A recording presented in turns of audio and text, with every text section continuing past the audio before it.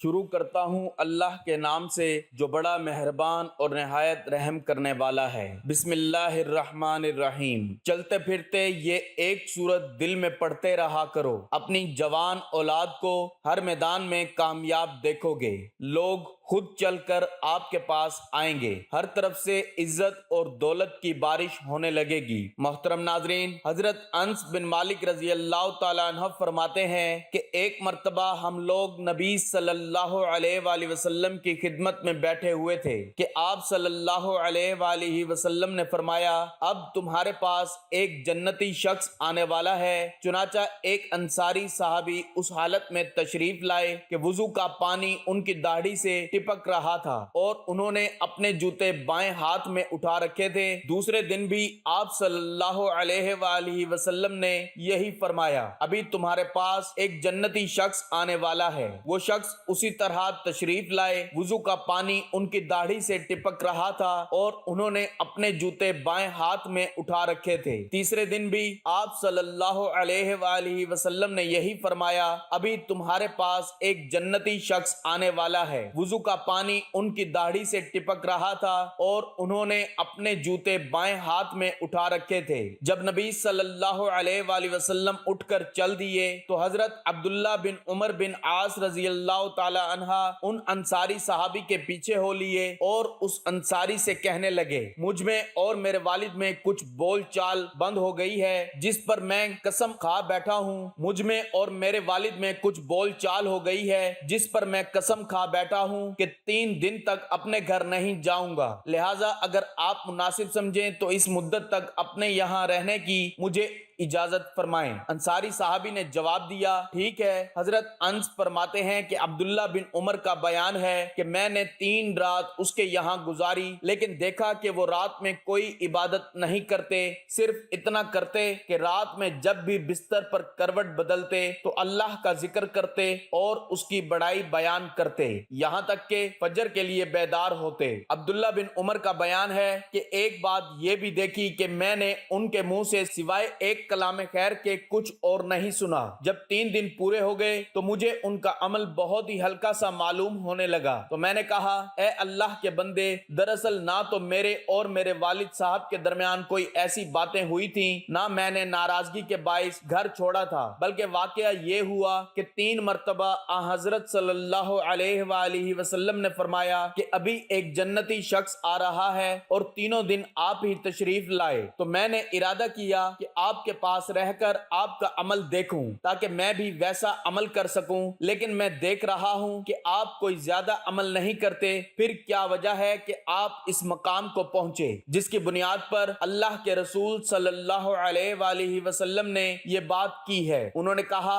بس تم میرے اعمال تو دیکھ چکے، ان کے سوا اور کوئی خاص پوشیدہ عمل تو ہے نہیں۔ پھر جب میں وہاں سے واپسی کے لیے مڑا تو انہوں نے مجھے آواز دے کر بلایا اور فرمایا، عمل تو وہی ہے جو تم نے دیکھا، البتہ ایک بات ضرور ہے کہ میرے دل میں کبھی کسی مسلمان سے دھوکہ بازی کا ارادہ بھی نہیں ہوا اور نہ ہی اللہ تعالیٰ کی دی ہوئی بھلائی اور نعمت پر ان سے حسد کرتا ہوں۔ حضرت عبداللہ بن عمر رضی اللہ تعالی عنہ نے کہا، اسی عمل نے آپ کو اس درجے تک پہنچایا ہے اور یہی وہ چیز ہے جو ہر ایک کے بس کی بات نہیں۔ آخرت پر ایمان دین اسلام کے بنیادی ارکان میں سے ایک رکن ہے، جس کا مطلب یہ ہے کہ مرنے کے بعد ایک دن قیامت قائم ہوگی، اللہ تعالیٰ تمام مردوں کو زندہ کریں گے، ان سے پوری زندگی کا حساب لیا جائے گا اور ان کے اعمال کی روشنی میں جنت اور جہنم میں سے کوئی ایک جگہ ان کا ٹھکانہ قرار پائے گا۔ ارشاد باری تعالیٰ ہے، ہر نفس اپنی کمائی کے بدلے رہے گا،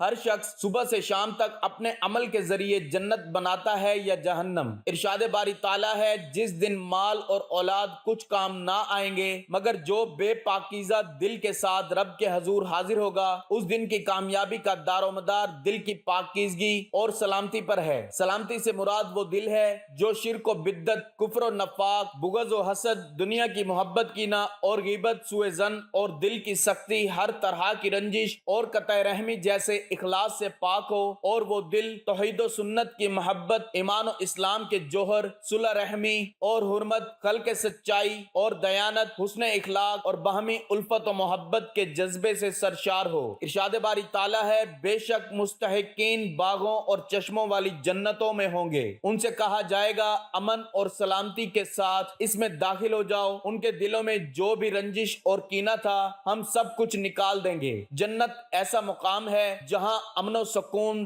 طمانینت و راحت اور ہر طرف سے سلامتی و سلام کی صدائیں آ رہی ہوں گی۔ جنتی رب رحیم و کریم کے مہمان ہوں گے، ان کی آنکھوں کی ٹھنڈک، زبان کی حلاوت اور دل کی طمانینت کا سارا جہاں موجود ہوگا۔ جن اہل ایمان کے دلوں میں دنیاوی معاملات کی وجہ سے کوئی رنجش یا عداوت دل میں ایک دوسرے کے خلاف تھی، جنت میں داخلے سے قبل ان کے دلوں کو اس سے پاک کر کے ایک دوسرے کی محبت دلوں میں ڈال کر جنت کے اعلیٰ مسندوں پر بٹھائے جائیں گے۔ کینہ اور بغض، حسد اور عداوت ایسی برائیاں ہیں جس کی وجہ سے دلوں میں قداوت پیدا ہوتی ہے اور انسان اپنی ہی لگائی ہوئی آگ میں خود ہی جلتا رہتا ہے۔ امام ابن قیوم نے آیت مبارکہ بے شک صالحین نعمتوں بھری جنت میں ہوں گے اور یقیناً بدکار لوگ دوزخ میں ہوں گے کہ تفسیر میں کتنی خوبصورت بات لکھی ہے کہ مومن صالحین دراصل اس دنیا میں بھی جنت کے مقیم ہوتے ہیں۔ صالحین اللہ اور رسول صلی اللہ علیہ وآلہ وسلم کی محبت، رشتہ داروں سے صلح رحمی، انسانیت سے پیار، محبت، خدمت خلق اور باہمی ہمدردی اور دیانت جیسے اعلیٰ اخلاق سے معمور ہونے کی وجہ سے اس دنیا میں بھی اطمینان اور سکون کی زندگی بسر کرتے ہیں، جو جنت کی نعمتوں میں سے ایک بڑی نعمت ہے، جبکہ فسادی آگ میں جل رہے ہوں گے جو دراصل اس دنیا میں شرک و کفر اور بغض و کینہ، حسد اور عداوت، جھوٹ اور خیانت جیسے برے اعمال کی وجہ سے بے سکون اور اطمینانی گھٹن، بے چینی اور بے قراری کی وجہ سے اپنی ہی جلائی ہوئی آگ میں جلتے رہتے ہیں اور آخرت میں بھی جہنم کا ایندھن بنیں گے۔ لہٰذا اے جنت کے متلاشی، ذرا اپنے دل کا جائزہ لے، تو کس دنیا میں رہتا ہے۔ سورۃ الاعراف آیت 43 میں اللہ تعالیٰ نے ارشاد فرمایا، اور جو کچھ ان کے دلوں میں کینہ تھا ہم ان کے دلوں کو پاک کر دیں گے، پھر ان کو جنت میں داخل کر دیں گے، ان کے نیچے نہریں جاری ہوں گی۔ مفسرین لکھتے ہیں کہ ان کے دلوں میں ایک دوسرے کے خلاف دنیا میں اگر کوئی بغض تھا تو ان کے دلوں کو آئینے کی طرح صاف کر دیا جائے گا، اور بعض کا یہ مطلب بیان کیا ہے کہ جنت میں جنتیوں کے درمیان جنت کے درجات کا جو فرق ہوگا اس پر وہ ایک دوسرے سے حسد نہیں کریں گے۔ علامہ ابن کثیر رحمۃ اللہ علیہ لکھتے ہیں، حدیث میں آتا ہے کہ جنتیوں کو جنت اور دوزخ کے درمیان ایک پل پر روک لیا جائے گا، ان کے درمیان جو آپس کی زیادتیاں ہوں گی ان کا بدلہ دے دلا کر ان کے دلوں کو پاک کیا جائے گا، پھر ان کو جنت میں داخلے کی اجازت ملے گی۔ صحیح بخاری، حضرت علی رضی اللہ تعالیٰ عنہ کا قول ہے، مجھے امید ہے کہ طلحہ، زبیر اور عثمان رضی اللہ تعالیٰ عنہم ان لوگوں میں سے ہوں گے جن کے متعلق اللہ نے فرمایا، اور ہم ان کے دلوں سے کینہ دور کر دیں گے، پھر ان کو نعمتوں بھری جنت میں داخل کر دیں گے۔ علماء کرام کہتے ہیں کہ جو مسلمان یہ چاہتا ہے کہ اس کا دل ہر طرح کے کینے اور بغض سے پاک و صاف اور متحرک ہو جائے تو اسے چاہیے کہ سورہ اخلاص کو زیادہ سے زیادہ تلاوت کرتا رہے۔ محترم ناظرین، آج کا وظیفہ سورۃ الاخلاص کا بہت ہی طاقتور وظیفہ ہے، جسے آپ چلتے پھرتے، اٹھتے بیٹھتے پڑھ لیں تو آپ کی زندگی میں آسانیاں پیدا ہو جائیں گی اور آپ کی تمام مشکلات دور ہو جائیں گی۔ اللہ کو محسن اور مخلص لوگ بے حد پسند ہیں، یہی وہ لوگ ہیں جن کی دعاؤں میں برکت ہوتی ہے اور وہ مستجاب ہوتی ہیں۔ میں نے اب تک دیکھا ہے اور یہ مشاہدہ کیا ہے کہ جو لوگ اللہ سے خلوص نیت سے مانگتے ہیں، چاہے وہ مادی ہو یا روحانی معاملہ، اس کو ملا ہے۔ ایسے لوگوں کو میں نے سورہ اخلاص کا ذکر کرتے دیکھا ہے۔ سورۃ اخلاص یعنی قل هو اللہ احد اللہ الصمد لم یلد ولم یولد ولم یکن لہ کفوا احد۔ یہ سورت انسان کے دل میں اخلاص پیدا کرتی ہے۔ یہ سورت اللہ کی خالص توحید بیان کرتی ہے، تو اس کی تلاوت سے انسان کے دل پر جو بھی گناہوں کی سیاہیاں مسلط ہو چکی ہیں، اس سورہ مبارکہ کی تلاوت سے وہ سیاہیاں زائل ہونے لگتی ہیں۔ اس سورت کی زیادہ سے زیادہ تلاوت انسان کو دنیاوی اور اخروی ہر محاذ پر کامیابی اور نصرت سے ہمکنار کرتی ہیں۔ رسول اللہ صلی اللہ علیہ وآلہ وسلم کی نگاہ میں اس سورت کی بڑی عظمت تھی، اور آپ صلی اللہ علیہ وآلہ وسلم مختلف طریقوں سے مسلمانوں کو اس کی اہمیت محسوس کراتے تھے تاکہ وہ کثرت سے اس کو پڑھیں اور عوام الناس اسے پھیلائیں، کیونکہ یہ اسلام کے اولین بنیادی عقیدے توحید کو چار ایسے مختصر فکروں میں بیان کر دیتی ہے جو فوراً انسان کے ذہن نشین ہو جاتے ہیں اور آسانی سے زبانوں پر چڑھ جاتے ہیں۔ احادیث میں کثرت سے یہ روایت بیان ہوئی ہے کہ حضور صلی اللہ علیہ وآلہ وسلم نے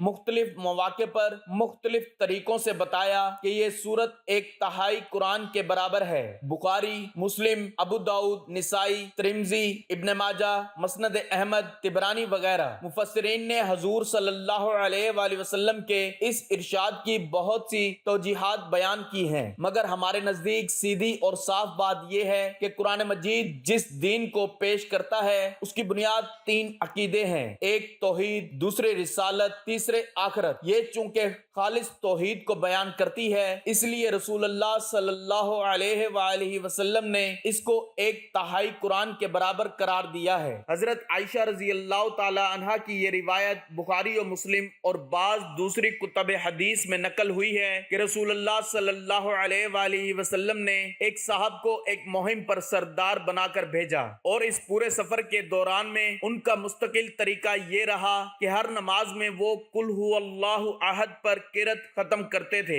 واپسی پر ان کے ساتھیوں نے حضور صلی اللہ علیہ وآلہ وسلم سے اس کا ذکر کیا۔ آپ صلی اللہ علیہ وآلہ وسلم نے فرمایا ان سے پوچھو کہ وہ ایسا کیوں کرتے تھے۔ ان سے پوچھا گیا تو انہوں نے کہا کہ اس میں رحمان کی صفت بیان کی گئی ہے، اس کا پڑھنا مجھے بہت محبوب ہے۔ حضور صلی اللہ علیہ وآلہ وسلم نے یہ بات سنی تو لوگوں سے فرمایا ان کو خبر دے دو کہ اللہ تعالیٰ ان کو محبوب رکھتا ہے۔ نبی کریم صلی اللہ علیہ وآلہ وسلم کا فرمان ہے کہ جو لوگ روزانہ 300 بار سورت اخلاص 40 روز تک پڑھتے ہیں، پاکیزگی قائم رکھتے ہیں، ان میں بزرگی پیدا ہو جاتی ہے، وہ اپنے شعبہ میں کامیاب ترین ہوتے ہیں۔ آپ صلی اللہ علیہ وآلہ وسلم کا فرمان ہے جو شخص اس پوری سورت کو 10 مرتبہ پڑھ لے گا اللہ تعالیٰ اس کے لیے جنت میں ایک محل تعمیر کر دے گا۔ حضرت عمر رضی اللہ تعالیٰ عنہ نے پوچھا یا رسول اللہ صلی اللہ علیہ وآلہ وسلم پھر تو ہم بہت سے محل بنوا لیں گے۔ آپ صلی اللہ علیہ وآلہ وسلم نے فرمایا اللہ رب العالمین اس سے بھی زیادہ اور اس سے بھی اچھا دینے والا ہے۔ سورہ اخلاص پڑھنے والے بیماریوں اور عداوتوں سے محفوظ رہتے ہیں، میاں بیوی میں محبت بڑھ جاتی ہے، رشتوں میں اخلاص پیدا ہو جاتا ہے، مندہ چل رہا ہو تو کاروبار بڑھ جاتا ہے۔ جو سورہ اخلاص کا وظیفہ کرتا ہے اسے زندگی کی بڑی کامیابیاں مل جاتی ہیں۔ نبی کریم صلی اللہ علیہ وآلہ وسلم کی احادیث سے ثابت ہے کہ اخلاص والے دل ہی جنت کے سب سے زیادہ مستحق ہیں، لہٰذا جو شخص سورہ اخلاص کو اپنی روزمرہ زندگی کا معمول بنا لیتا ہے تو اس کی برکت سے اس کے دل سے ہر طرح کا کینہ اور بغض جاتا رہے گا اور دل کو سکون اور اخلاص کی کیفیت نصیب ہوگی۔ ناظرین، چلتے پھرتے اٹھتے بیٹھتے جو شخص اپنے دل میں سورت اخلاص پڑھتا رہے گا تو وہ خود بھی اور اس کی اولاد بھی زندگی کے ہر میدان میں کامیاب و کامران ہوں گے۔ اس عمل کی برکت سے چند ہی دنوں میں انہیں خود محسوس ہونے لگے گا اور پھر لگاتار اس عمل کی برکت سے وہ ایسی کامیابیاں اپنی زندگی میں دیکھنے لگیں گے کہ انہیں خود اپنی آنکھوں پر یقین نہ آئے گا کہ انہیں اس طرح کی بڑی کامیابیاں بھی مل سکتی ہیں، اور پھر انشاءاللہ وہ اپنے اس عمل کے بارے میں دوسرے مسلمانوں کو بھی آگاہ کرنا شروع کر دیں گے تاکہ وہ بھی اس عمل کی برکت سے اپنی زندگیوں کو اخلاص کے نور سے منور کر سکیں اور اپنی زندگیوں کو کامیابیوں سے ہمکنار کر سکیں۔ ہر مسلمان کے لیے بالعموم اور رشتہ داروں کے لیے بالخصوص اپنے دلوں کو ہر طرح کے حسد، بغض اور کینے سے پاک رکھنا چاہیے۔ دل کی طہارت اور پاکیزگی ہی دراصل اعمال کی طہارت اور پاکیزگی کا ذریعہ ہے۔ اللہ کا فرمان عالی شان ہے جس نے اپنے دل کو تمام آلائشوں سے پاک کیا وہ کامیاب ہو گیا۔ حضرت ابو ہریرہ رضی اللہ تعالیٰ عنہ فرماتے ہیں دل بادشاہ ہے اور اعضاء و جوار اس کا لشکر ہے۔ بادشاہ اگر صحیح سلامت ہے تو اس کا لشکر بھی صحیح اور درست رہے گا، بادشاہ ہی بگڑ جائے تو سارا لشکر بگڑ جاتا ہے۔ اس لیے نبی رحمت صلی اللہ علیہ وآلہ وسلم نے فرمایا سنو، جسم میں گوشت کا ایک لوتھڑا ہے، وہ سیدھا ہو جائے تو سارا جسم سلامت رہتا ہے، اس میں بگاڑ اور فساد پیدا ہو جائے تو سارے جسم میں فساد پھیل جاتا ہے، اور وہ دل ہے۔ یہی وجہ ہے کہ انبیاء کرام علیہم السلام کے تعلیمات میں سب سے اہم ہدف دلوں کی اصلاح اور تزکیہ نفس ہوتا ہے۔ دور حاضر میں دلوں کا بگاڑ اور فساد تیزی سے بڑھتا جا رہا ہے، جس کا ثبوت یہ ہے کہ باہمی عداوت، انتقامی کارروائیاں، لڑائیاں اور جھگڑے، قطع تعلق اور ایک دوسرے سے ناراضگیاں، معمولی باتوں پر آپے سے باہر ہو کر ظلم و زیادتی کرنا، غصہ اور گالی گلوچ، معاشرے کی برائیاں، معاشرے کا کلچر بنتا جا رہا ہے۔ قریبی رشتہ داروں اور پڑوسیوں میں باہمی معاملات بگاڑ کا شکار ہوتے جا رہے ہیں اور سلام دعا بھی ترک کر لیتے ہیں۔ قصور معاف کرنا اور صبر و برداشت سے کام لینا مسلمانوں کی بنیادی صفات ہیں، جن سے ہم محروم ہوتے جا رہے ہیں اور سمجھتے نہیں کتنا بڑا نقصان کر رہے ہیں۔ نبی کریم صلی اللہ علیہ وآلہ وسلم نے فرمایا، بہادر وہ نہیں جو دوسروں کو پچھاڑ دے، بہادر تو وہ ہے جو غصے پر قابو رکھتا ہو۔ حضرت عمر رضی اللہ تعالیٰ عنہ فرماتے ہیں، غصہ وہ آندھی ہے جو دماغ کا چراغ بجھا دیتا ہے۔ یہی وجہ ہے کہ غصے کی حالت میں جو کام بھی کیا جاتا ہے دوسروں سے زیادہ اپنا نقصان ہوتا ہے۔ اب وہ درگزر یعنی لوگوں کے ساتھ نرمی کا معاملہ کرنا اور لوگوں کے قصور معاف کر دینا قرآن و سنت میں بار بار اس کی تاکید کی گئی ہے، اور سیرت رسول صلی اللہ علیہ وآلہ وسلم سے یہ رہنمائی ملتی ہے کہ آپ صلی اللہ علیہ وآلہ وسلم نے لوگوں کے بڑے بڑے قصور معاف فرمائے اور کسی سے کبھی کوئی انتقام نہیں لیا۔ حضرت یوسف علیہ السلام کے ساتھ بھائیوں نے کیسی کیسی زیادتی کی، لیکن جب وہ مصر کے بادشاہ بنے تو بھائیوں کے خلاف جو چاہتے کر سکتے تھے، لیکن اس کی بجائے بھائیوں سے کہتے ہیں کہ دراصل شیطان نے ہمارے درمیان عداوت ڈال دی تھی اور تم لوگوں نے جہالت کی وجہ سے ایسا کیا تھا۔ میں تمہارے سارے قصور معاف کرتا ہوں، کسی بھی قصور کا بدلہ نہیں لوں گا۔ اللہ کے نبی صلی اللہ علیہ وآلہ وسلم نے فرمایا، ہر پیر اور جمعرات کو بندوں کے اعمال اللہ کے حضور پیش ہوتے ہیں سوائے ان دو آدمیوں کے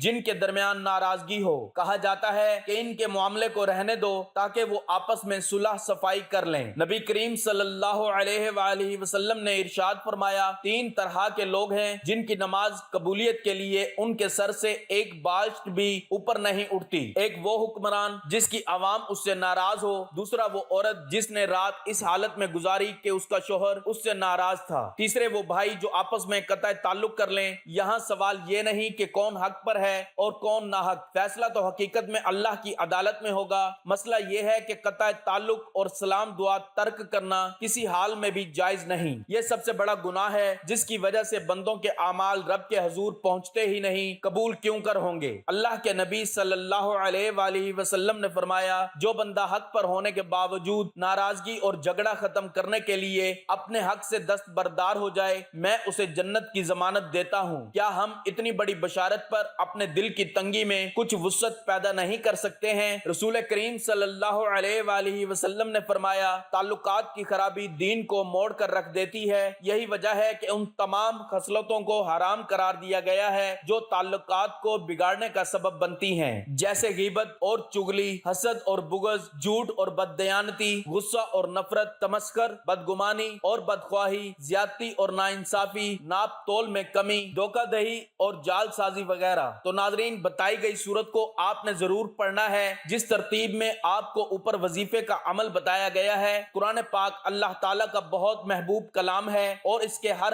حرف پر بہت سی نیکیوں کا انعام ملتا ہے۔ اس لیے ہمیں چاہیے کہ ہر مسلمان کو قرآن پاک کی روزانہ تلاوت کرنی چاہیے اور اپنی آخرت سنوارنے کے لیے ڈھیروں نیکیوں کو اکٹھا کرتے ہوئے اپنے نام اعمال کا پلڑا بھاری رکھنا چاہیے تاکہ روز محشر اللہ تعالیٰ اور اس کے محبوب کی شفاعت کا حقدار بنا جا سکے۔ اس کے علاوہ درود پاک بھی کثرت سے پڑھنا چاہیے، کیونکہ درود پاک واحد وہ عبادت ہے، یہ ایسا ذکر ہے کہ جس کے قبول ہونے میں کوئی شک نہ ہے۔ ایک بار درود پاک پڑھنے پر اللہ تعالیٰ انسان کے 10 گناہ معاف فرماتا ہے، 10 نیکیوں میں اضافہ کرتا ہے اور 10 درجات بلند فرماتا ہے۔ اس لیے قرآن پاک کے ساتھ ساتھ درود پاک کی تلاوت کو بھی معمول بنانا چاہیے۔ وظیفہ مکمل کرنے کے بعد ڈھیروں ساری دعا کر کے اپنی مشکلات اور پریشانیوں سے نجات کا ذریعہ بنانا چاہیے۔ اللہ تبارک و تعالیٰ سے دعا ہے کہ اللہ تعالیٰ ہم سب کو ہر طرح کی برائی سے بچائے رکھے۔ اے اللہ رب العزت، اے ساری کائنات کے شہنشاہ، اے ساری مخلوق کے پالنے والے، اے زندگی موت کا فیصلہ کرنے والے، اے آسمانوں اور زمینوں کے مالک، اے پہاڑوں اور سمندروں کے مالک، اے انسانوں اور جناتوں کے معبود، اے عرش اعظم کے مالک، اے فرشتوں کے معبود، اے عزت اور ذلت کے مالک، اے بیماروں کو شفا دینے والے،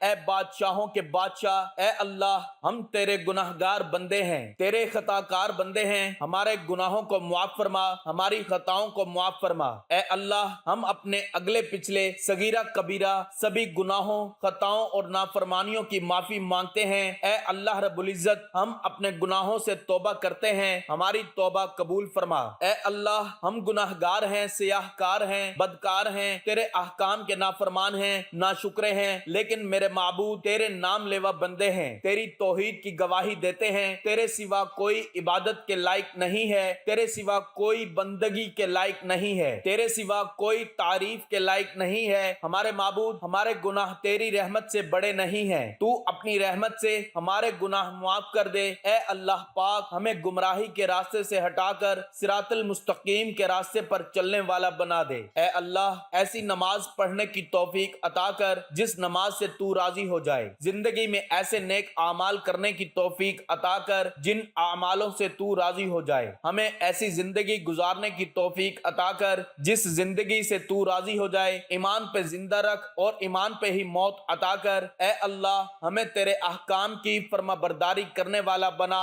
اور تیرے پیارے حبیب جناب محمد رسول اللہ صلی اللہ علیہ وآلہ وسلم کے نیک اور پاکیزہ آداب کو اپنانے والا بنا دے۔ اے اللہ ہماری پریشانیوں کو دور کر دے۔ اے اللہ جو بیمار ہیں انہیں شفا کاملہ عطا فرما۔ اے اللہ جو بے اولاد ہیں انہیں اپنے خزانوں میں سے نیک اور صالح اولاد عطا فرما۔ اے اللہ جن کے جو کام رکے ہوئے ہیں وہ پورے کر دے۔ اے اللہ بچھڑے ہوئوں کو ملا دے۔ اے اللہ شادی شدہ جوڑوں میں محبت اور خلوص پیدا کر دے اور ان کی زندگیوں میں برکت ڈال دے۔ اے اللہ تمام لڑکے اور لڑکیوں کے نصیب اچھے کر دے۔ اے اللہ جو قرض کے بوجھ تلے دبے ہوئے ہیں ان کا قرض جلد سے جلد ادا کروا دے۔ اے اللہ رب العزت شیطان سے ہماری حفاظت فرما۔ اے اللہ حلال رزق کمانے کی توفیق عطا فرما، آمین یا رب العالمین۔ ناظرین گزارش ہے کہ اللہ تعالیٰ کے 99 ناموں میں سے کوئی ایک نام لکھ کر کمنٹس میں ضرور شیئر کریں۔ اللہ تعالیٰ ہم سب کا حامی و ناصر ہو، آمین، جزاک اللہ۔